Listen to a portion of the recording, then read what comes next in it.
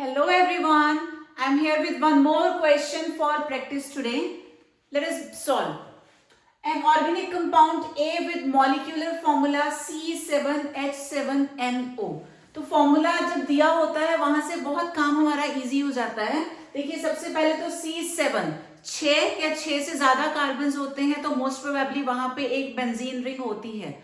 उसके बाद यहाँ पे N है और O है. सिर्फ अगर नाइट्रोजन होता तो वो अमाइन हो सकता था, बट नाइट्रोजन के साथ ऑक्सीजन भी है तो this possibly could be an amide. CONH2 जैसा ग्रुप हो सकता है. आगे रीड करते हैं. Reacts with Br2 and aqueous KOH. बस यहां से हमको पता चल गया, क्लियर हो गया कि क्या होगा. ब्रोमीन और KOH के साथ जब रिएक्शन होती है this is Hoffmann bromamide degradation reaction. Bromine दिखते ही समझ जाना है कि हॉफमैन ब्रोमोमाइड रिएक्शन है. तो यानी कि ए जो है मोस्ट प्रोबेबली वो एक अमाइड है, और जब हम ब्रोमीन और KOH के साथ रिएक्शन करवाएंगे तो amide will change into an amine.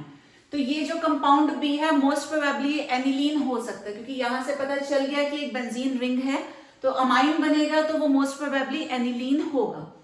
Which upon reaction with NaNO2 and HCl at 0 degree Celsius. तीसरे हिंट जो हमको मिलेगी वो यहां से मिलेगी 0 डिग्री सेल्सियस.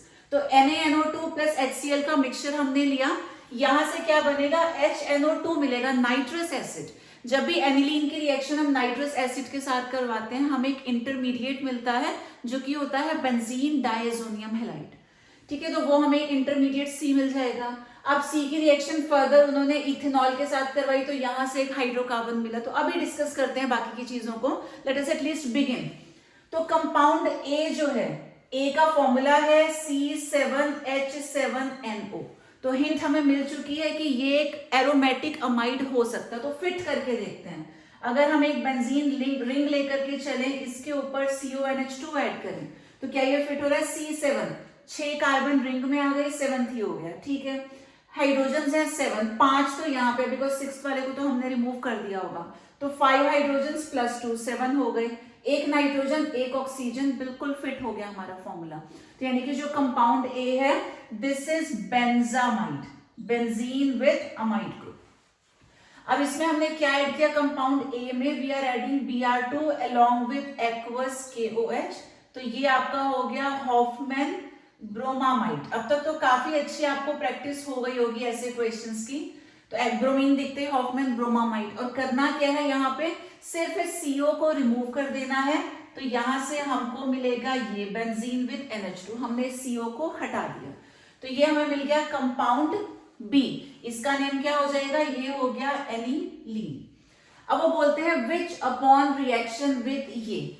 तो एनिलीन जो है फर्दर हमने इसकी रिएक्शन करवाई है NaNO2 प्लस HCl के साथ 0 डिग्री सेल्सियस. तो ये कंडीशंस आपको याद रखनी है. ये क्या है, नाइट्रस एसिड की रिएक्शन हम लोग करवा रहे हैं. तो यहां से जो इंटरमीडिएट बनता है वो आ जाएगा बेंजीन के साथ N2 positive X negative which is called benzene diazonium halide. अब हम चाहें तो X शो कर सकते हैं, बट यहाँ क्योंकि HCl है, Cl गिवन है तो we can also mention Cl here. तो हैलाइड की जगह पे हम लोग क्या लिख देंगे, वील राइट क्लोराइड. तो ये बेंजीन N2 हो गया डायएजोनियम, Cl हो गया क्लोराइड. तो ये हमारा कंपाउंड C है जो हमें मिल चुका है. अब वो फर्दर बोलते हैं compound C on heating with CH3CH2OH. तो ये जो कंपाउंड C है इसकी रिएक्शन हम CH3CH2OH के साथ करवा रहे हैं. तो ये रिएक्शन अक्सर स्टूडेंट्स भूल जाते हैं, ये आप ध्यान से सुनना. ये जो इंटरमीडिएट हमको मिला बेंजीन डायएजोनियम हैलाइड, इसकी रिएक्शन अगर हम इथेनॉल के साथ करवाएं या H3PO2 के साथ करवाएं, दोनों ऑप्शंस का काम सेम है.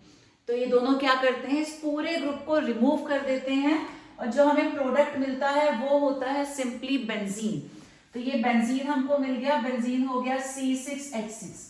उन्होंने क्या बोला कि जब कंपाउंड C की रिएक्शन इथेनॉल के साथ है it gives a hydrocarbon D. Obviously ये जो D हमको मिला है ये हाइड्रोकार्बन है क्योंकि इसके पास हाइड्रोजन है, कार्बन है और कुछ भी नहीं है. तो ये चीज आप जरूर याद रखना. बेंजीन डायएजोनियम हैलाइड की रिएक्शन इथेनॉल के साथ हो या H3PO2 के साथ हो, दोनों का काम क्या है, उसे बेंजीन में कन्वर्ट कर देना. उसके बाद compound B on further reaction. Compound B हमारे पास एनिलीन है, ठीक है। On further reaction with bromine water, bromine water के साथ हम एनिलीन की रिएक्शन करवा रहे हैं, तो यू नीड टू रिमेंबर ये जो एनिलीन का NH2 ग्रुप होता है दिस इज हाईली रिएक्टिव, ठीक है। और नॉर्मली अगर हम किसी कंपाउंड की रिएक्शन Br2 के साथ करवाते तो वो जाके ऑर्थो पैरा या मेटा पोजीशन पे ऐड हो जाता, बट अभी हमारे पास जो NH2 ग्रुप है दिस इज हाईली रिएक्टिव। और सेकेंडली आप ऐसे भी याद रख सकते हैं कि यहाँ ब्रोमीन वाटर है, पानी जो होता है सब जगह पे फैल जाता है, तो क्या होगा ये जो ब्रोमीन है ये सारी ऑर्थो और पैरा पोजीशंस पे एक साथ आकर के ऐड हो जाएगा। अब ऑर्थो और पैरा क्यों, वाई नॉट मेटा, तो इसकी भी ट्रिक मैंने पहले बता रखी है। बेंजीन रिंग में जो ग्रुप जुड़ा है अगर उसके पास सारे सिंगल बॉन्ड्स है तो वो हमेशा ऑर्थो एंड पैरा डायरेक्टिंग होगा। तो आप हाइड्रोजन के बॉन्ड्स को ओपन कर भी दें, दोनों बॉन्ड सिंगल होंगे, तो सिंगल बॉन्ड वाला हमेशा ऑर्थो पैरा डायरेक्टिंग है, तो दोनों ऑर्थो और एक पैरा पोजीशन पे एक साथ हमें ब्रोमीन ऐड करना है। इसकी रिएक्टिविटी की वजह से कह लो, या ब्रोमीन वाटर है तो सब जगह एक साथ स्प्रेड हो गया, ऐसा आप समझ लो।